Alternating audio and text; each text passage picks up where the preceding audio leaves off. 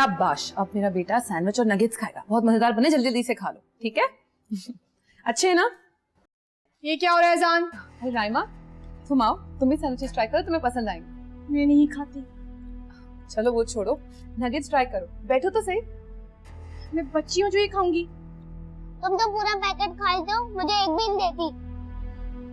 वो ब्रांडेड होते हैं, हैंडमेड नहीं। खाकर तो देखो, बहुत टेस्टी है। अच्छा छोड़ो, मैंने वैसे भी तुम्हारे लिए मटर पुलाव और कीमा फ्राई बनाया है, कहो तो लगा दूं, बल्कि तुम बैठो साथ में खाते हैं। मुझे भूख नहीं है, जब भूख होगी तो मैं मंगवा लूंगी। अजान, खा के मेरे पास आओ। अच्छा जान, आप जल्दी जल्दी से खा लो, उसके बाद आराम करें ना थोड़ी देर, फिर कारी साहब आएंगे, उनसे पढ़कर आप चले जाएगा प्लेग्राउंड, ठीक है? लेकिन मगरिब से पहले वापस आ जाना। रियली? यस। अजान, अजान, अजान, अजान, अजान,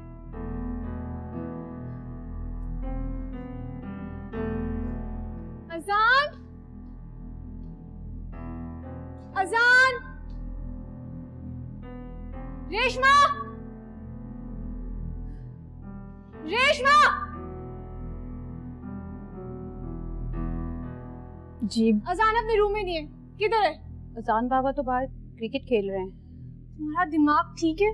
फिर तुम्हें मना किया था ना, फिर क्यों जाने दिया उसे बाहर? अब अजान बाबा मेरी इजाजत से तो नहीं जाएंगे। क्या बगैर बताए गए? जाओ उसको देखो फौरन। जी एक मिनट, अजान को बाहर मैंने भेजा था रानी। क्या आप इस शहर में नहीं है क्या? आप नहीं जानती शहर के हालात को? राइमा, मुझसे ऊंची आवाज में बात मत करो। What? बेटियां अगर घर में ऊंची आवाज में बात करें तो उनको आदत पड़ जाती है, तो ससुराल जाके भी वही करती हैं और वहाँ पे कोई बर्दाश्त नहीं करेगा। आप मुझे ससुराल की धमकियां इसलिए दे रही हैं क्योंकि मेरा ससुराल आपका मेक है? सारा कंट्रोल आपके हाथ में है? नहीं, ऐसी बात नहीं है, मैं तुम्हारी माँ हूँ इसलिए समझा रही हूँ। दुनिया की ऊंच नीच समझाना मेरी जिम्मेदारी है। आप ये जिम्मेदारियां मुझ पे ना जताएं और ना ही अजान पर। वो आपसे खौफजदा है, डरता है वो आपसे। अजान का खौफ और उसका डर तो एक ही दिन में खत्म कर दिया है मैंने, और रही बात उसके बाहर जाके खेलने की, तो वो भी उसके लिए जरूरी है। दुनिया जहाँ की गेम्स है उसके पास, रूम में बैठ के नहीं खेल सकता वो? कमरे में खेलने में और बाहर जाके खेलने में बहुत फर्क है। मैं पापा से बात करूंगी। ठीक है, तो मैं भी उनको सारे सवालों के जवाब दे दूंगी।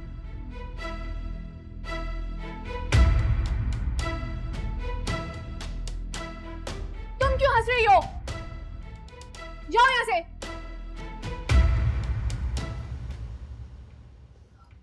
अस्सलाम वालेकुम मम्मी। वालेकुम अस्सलाम। कैसे था सब? चची जान कैसी थी? बस ये है कि ब्लड प्रेशर ज़्यादा बढ़ जाने की वजह से ना हल्का सा फॉलेज हो गया उनके सीधे हाथ के ऊपर, लेकिन ये है कि बुखार ज़रा कम हो गया पहले से। और डॉक्टर्स क्या कहते हैं? बस अभी तो 24 घंटे के लिए अंडर ऑब्जर्वेशन है, अब देखो कि क्या कहते हैं वो। पर अम्मी, चची जान को तो कभी भी ब्लड प्रेशर नहीं रहा। ठीक है, लेकिन बेटा ऐसी चीज़ें तो अचानक हो जाती हैं, क्या कह सकते हैं। फैसल और बाकी सब बहुत परेशान हो गए ना? जाहिर है बेटा, फॉलेज हो जाना कोई मामूली बात नहीं है, और तुम्हारे अम्मी अब्बू इकबाल सब लोग बहुत परेशान थे। अच्छा तुम ऐसा करो कि खानसामा से कह के खाना बनवा लो, तो जैसे अजीम आए ना उनके साथ खाना लेके हॉस्पिटल चली जाओ, और बिल्किस के लिए सूप जरूर लेके जाना। हाँ पर अम्मी, खानसामे की तो खुद तबीयत ठीक नहीं। मैं काम करती हूँ, मैं खुद ही कुछ बना देती हूँ। आप थक गई होंगी, आप आराम करें, मैं आपके पाँव दबा दूँ? तुम मेरे पाँव दबाओगी? फिर क्या हुआ अम्मी, आप भी तो मेरी माँ है। आपको पता है, जब पहले कभी अम्मी कभी कभार बाजार चली जाया करती थी ना, तो मैं वापसी में जबरदस्ती उनके पाँव दबा देती थी, मुझे अच्छा लगता है। शाबाश, जीती रहो, आबाद रहो। तुम जैसी बेटियां ही अपने घर को जन्नत बनाती हैं। अल्लाह ताला तुम्हारे घर को जन्नत की तरह आबाद रखे और तुम्हें बहुत प्यारा सा चांद सा बेटा अता करे। तुमने मुझे इतना कह दिया ना तो मेरी सारी थकन दूर हो गई है। तुम ऐसा करो कि जल्दी से मेरे लिए गरम गरम चाय लेकर आओ। हैं? अच्छा।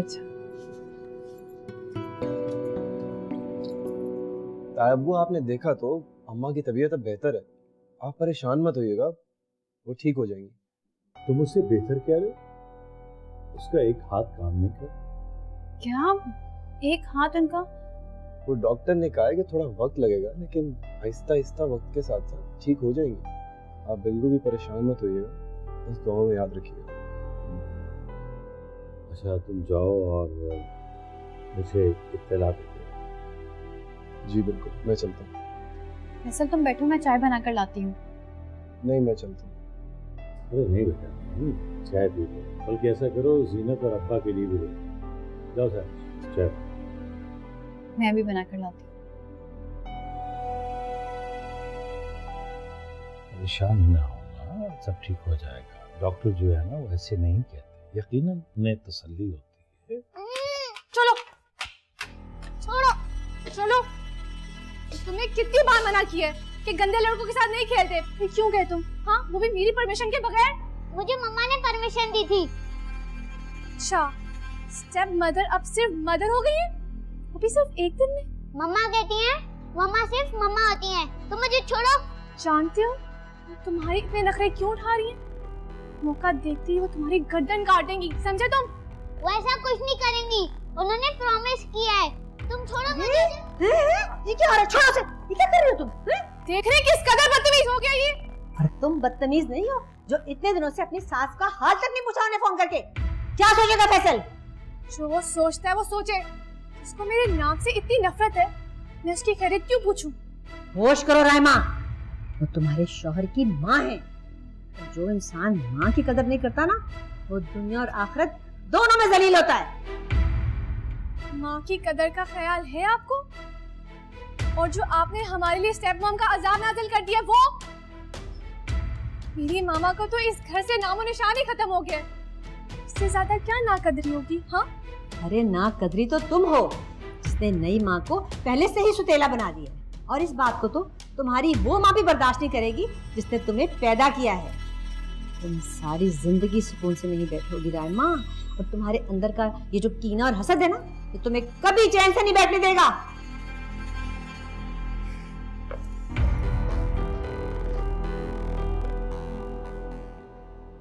फैसल, तुम? मैं तुम्हारे साथ हॉस्पिटल चलूं? ताया अब्बू अकेले हैं, उनके पास भी कोई होना चाहिए। तो अम्मी को घर भेज देंगे ना, और मैं चाची जान के पास रुक जाऊंगी। ताई अम्मी बेहतर तरीके से अम्मी को संभाले हुए हैं, तो वही उनका ख्याल रख रही है। मगर मेरा उनसे मिलने का बहुत दिल चाह रहा है। अम्मी अब ठीक हैं, डॉक्टर ने ऑब्जर्वेशन पे रखा हुआ है, कुछ दिन में डिस्चार्ज कर देंगे। लेकिन उनका बाजू? उनका बाजू भी ठीक हो जाएगा, फिजियोथेरेपी हो रही है उनकी, तुम परेशान मत हो। लेकिन अब चाची जान को किसी के मुस्तकिल सहारे की जरूरत होगी। कोई हेल्पर रख लेंगे, तुम इतना क्यों परेशान हो रही हो?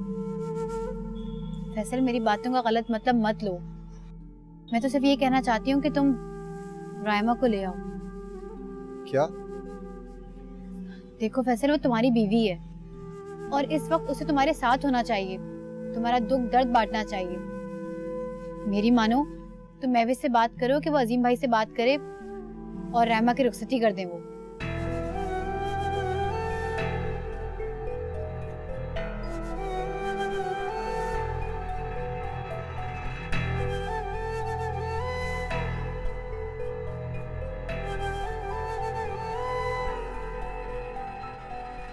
तुम रुखसती मांगोगे, रायमा इनकार कर देगी।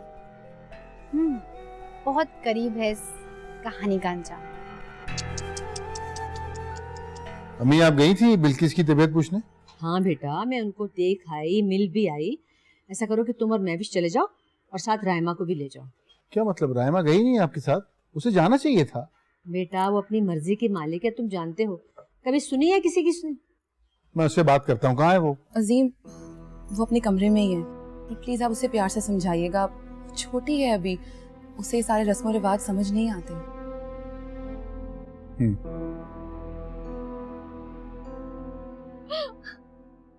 सब मुझे गलत समझते हैं पापा। मैं जानती हूँ कि अजान की तरबियत कैसे करनी चाहिए। बाहर का माहौल ठीक नहीं है और ना ही कोई सिक्योरिटी है, लेकिन फिर भी मामा ने अजान को बाहर जाने दिया। बेटा ये तो अच्छी बात है ना कि इस तरह महविश और अजान की दूरी खत्म हो रही है, लेकिन तुम्हें अपनी सास से मिलने जरूर जाना चाहिए। पापा फैसल मुझे धमकियां देता है कि वो मुझे जबरदस्ती ले जाएगा। शौहर है तुम्हारा, तुमसे प्यार भी तो करता है ना। बस अब मुझे नहीं पता, तुम जल्दी से तैयार हो जाओ, तुमने आज मिलने के लिए जाना है। पापा मेरे सर में बहुत दर्द हो रही है। राइमा, मैं तुम्हें कह रहा हूँ तैयार हो जाओ, आज तुम्हें जाना ही होगा। मैं जाके नीचे देखता हूँ महविश तैयार हुई है कि नहीं, जल्दी आओ। पापा प्लीज। मैंने कह दिया ना, जल्दी तैयार हो। ओके?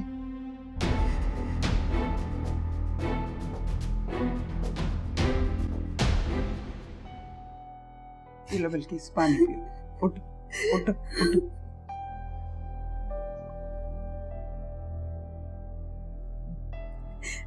भाभी, मेरा बाजू तो जैसे मेरे तन पे ही नहीं है। अरे कुछ भी नहीं हुआ बिल्किस, तुम बिल्कुल फिक्र ना करो। डॉक्टर्स कह रहे थे कि सब ठीक हो जाएगा। भाभी,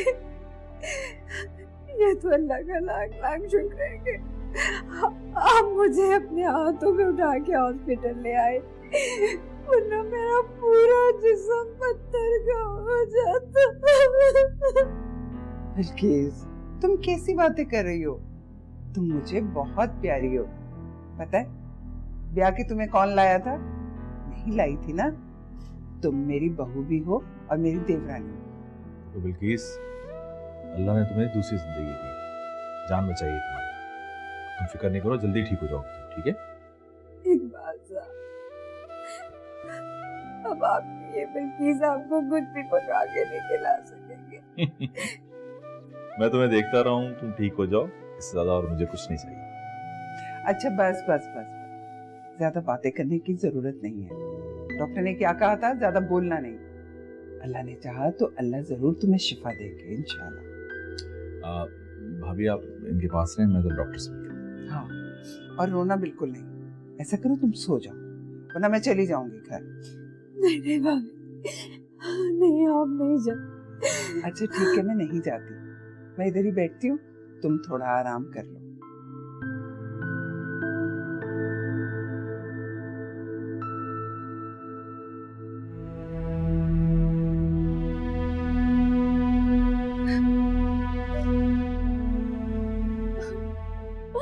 मामा फलामिया के पास चली गई, मुझे भी साथ ले जाती। मुझे यहाँ पे सहारा क्यों छोड़ गई यार? राइमा,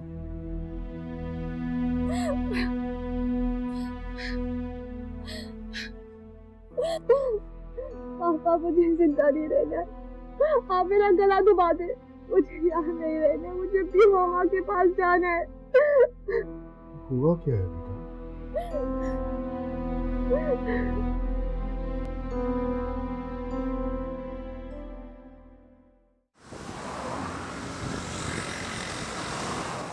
अस्सलाम वालेकुम जी।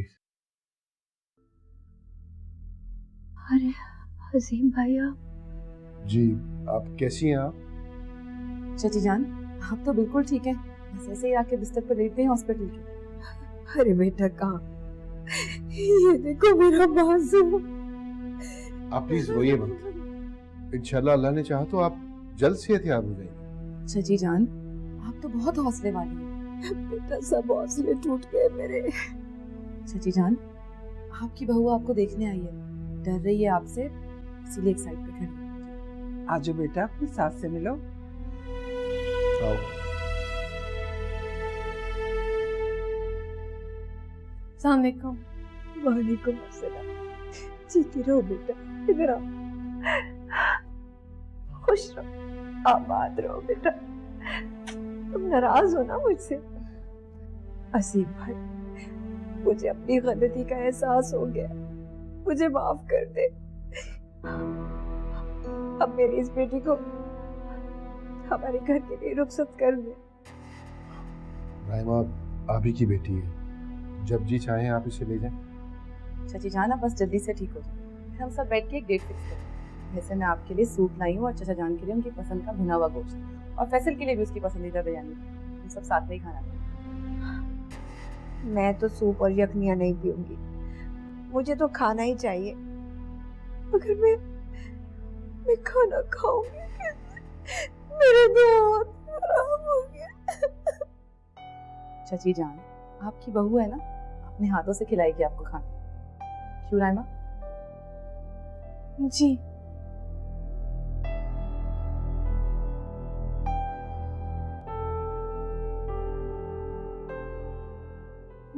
रुखसती का फैसला करने की इजाजत आपको किसने दी? तुम्हारे पापा ने। माजूरी में आपकी चची जान को माफी याद आ गई। उन्हें तो मेरी सूरत से भी नफरत थी। क्यों लेके जाना चाहती हैं? खिदमत करवाने के लिए? वो तुम्हारे शौहर का घर है, एक ना एक दिन तो तुम्हें जाना होगा ना वहाँ। मुझे उस घर में रुखसत नहीं होना है। फैसल से तुम्हारा निकाह हुआ, जहाँ उसका दिल चाहेगा तुम्हें ले जाएगा। आप मेरे साथ जबरदस्ती नहीं कर सकती। लेकिन फैसल तो कर सकता है। तो आपके इख्तियार में है फैसल को ट्रेन करना, लेकिन मैं आपको आपकी साजिश में कामयाब नहीं होने दूंगी। बेटी को रुखसत करना माँ की साजिश में उसका फर्ज हो। आप सुन रही हैं? मैं घर छोड़ के नहीं जाऊंगी।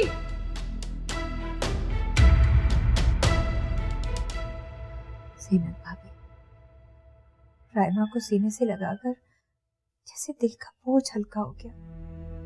हाँ बल्किस, औलाद की खुशी माँ बाप को सुरखरुख करती है। आज महविश के चेहरे पर भी सुकून और इत्मीनान देखकर मुझे बहुत खुशी हुई। अम्मा, आपने अच्छा किया कि खुद कह दिया रायमा की रुखसती के लिए, वरना मैं आपसे कहने ही वाला था कि अब घर को रायमा की जरूरत है। बेटा, शुक्र है कि अब तुम्हें भी एहसास हुआ कि घर को रायमा की जरूरत है। बस एक बात कह दूं, अब मैं जहेज के नाम पे कुछ भी नहीं लूंगी। अम्मा, ये आप क्या कह रही हैं?